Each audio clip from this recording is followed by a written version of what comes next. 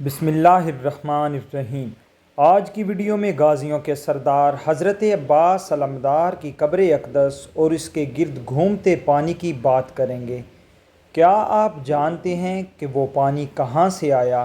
پانی کیوں حضرت عباس علمدار علیہ السلام کی قبر کے گرد چکر لگاتا ہے؟ کیا تاریخی حوالوں میں اس پانی کا کوئی ذکر موجود ہے؟ یہ پانی اگر اتنے سالوں سے کھڑا ہے تو اس میں بدبو پیدا کیوں نہیں ہوتی؟ کیوں پانی کم یا پھر ختم نہیں ہوتا؟ ان سب سوالات کے جوابات کے لیے ہماری ویڈیو سے آخر تک جڑے رہیں۔ بات شروع کرتے ہیں عراق کے پانی سے، جہاں پر نمکین اور کھارے پانی کے علاوہ پانی ملنا تقریباً ناممکن ہے۔ اس حال میں حضرت غازی عباس علمدار علیہ السلام کے روضے پر میٹھے پانی کا ہونا سائنسدانوں کے لیے انتہائی پریشانی کی بات ہے۔ لوگ تحقیق کرنے پر مجبور ہیں کہ آخر یہ خوش ذائقہ اور صاف شفاف پانی کہاں سے آ رہا ہے، کیونکہ اس کی رنگت اور ذائقہ نہیں بدلتا۔ آئیے آپ کو بتاتے چلیں کہ حضرت عباس علمدار علیہ السلام حضرت مولا علی علیہ السلام اور حضرت ام البنین رضی اللہ تعالی عنہا کے فرزند ہیں۔ 61 ہجری میں کربلا میں اپنے بھائی حضرت امام حسین علیہ السلام کے ساتھ شہید ہوئے۔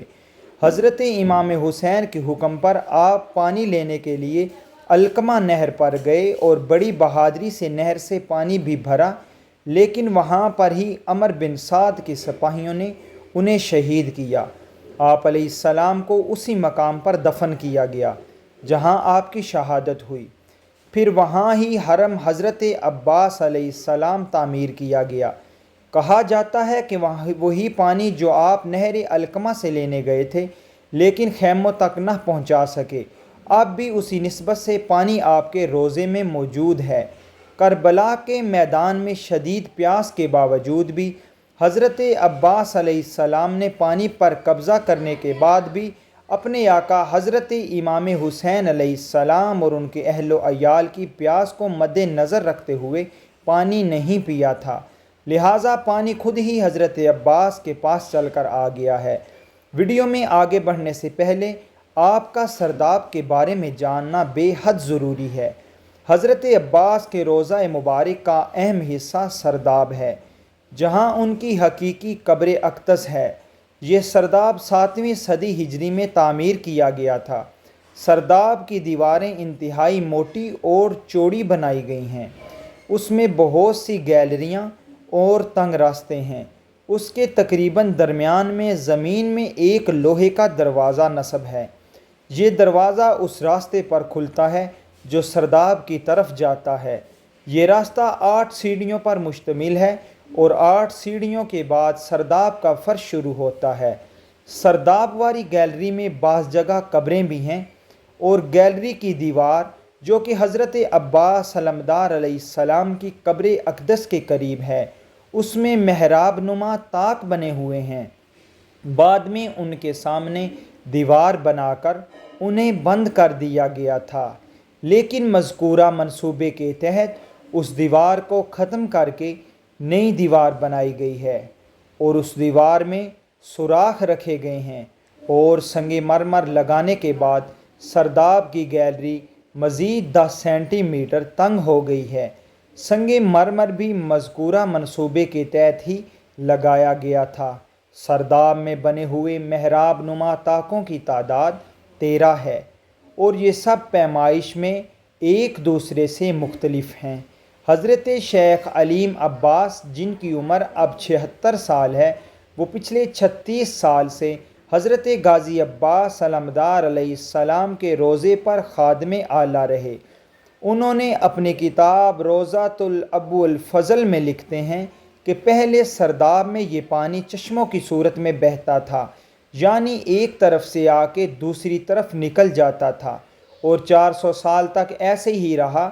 اس کے بعد پانی ٹھہر سا گیا، کبھی کبھی حرکت کرتا ہے، نہ پتہ چلتا ہے کہ پانی کہاں سے آتا ہے اور کہاں جاتا ہے۔ لیکن مجھے لگتا ہے کہ یہ حضرت عباس علیہ السلام کی قبر مبارک کے آس پاس کی زمین سے مسلسل نکلتا رہتا ہے۔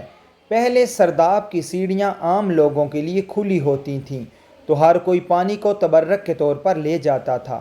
حضرت شیخ حلیم مزید لکھتے ہیں کہ یہ پانی سردیوں میں گرم اور گرمیوں میں ٹھنڈا ہوتا ہے۔ ایک دفعہ حرم کی دیواروں میں دراڑ کا بہانہ بنا کر ایک ٹیم انگلستان سے آئی، لیکن ان کا مقصد پانی کا ہی معائنہ کرنا تھا۔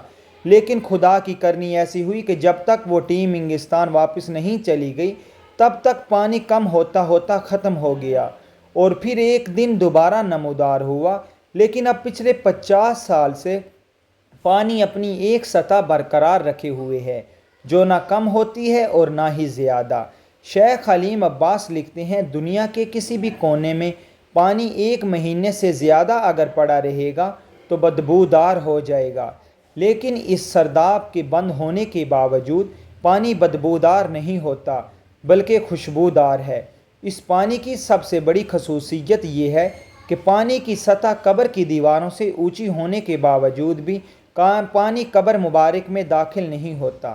اللہ اکبر! کیسا معجزہ دکھا رہا ہے اللہ ہم کو، اور کس قدر خوبصورت بات ہے کہ پانی قبر میں داخل نہیں ہوتا۔ 400 سالوں سے پانی کھڑا ہے، لیکن نہ بدبو ہے اور نہ ہی کسی قسم کا کوئی کھارا پن۔ نہ پانی گندا ہوتا ہے اور نہ ہی اس میں کسی قسم کی کوئی فنگس پیدا ہوتی ہے۔ یہ سب سننے کے بعد اب بھی کوئی ہے جو اہل بیت اطہار علیہم السلام کی عظمت کو نہ مانے۔ بے شک اہل بیت اطہار کی پیروی بھی لازم ہے اور وہ برحق ہے۔ اے اللہ پاک، اپنے پیارے حبیب حضرت محمد صلی اللہ علیہ وآلہ وسلم کے صدقے سے ہم سب کو حضرت عباس کے روضے پر گھومتے پانی کی زیارت نصیب فرما دے۔ کومنٹ سیکشن میں آمین لکھنا مت بھولیے گا، نہ جانے کس کی آمین سے ہم سب کی دعائیں قبول ہوں۔ اللہ پاک ہم سب کو اہل بیت اطہار کی غلامی میں رکھے، آمین۔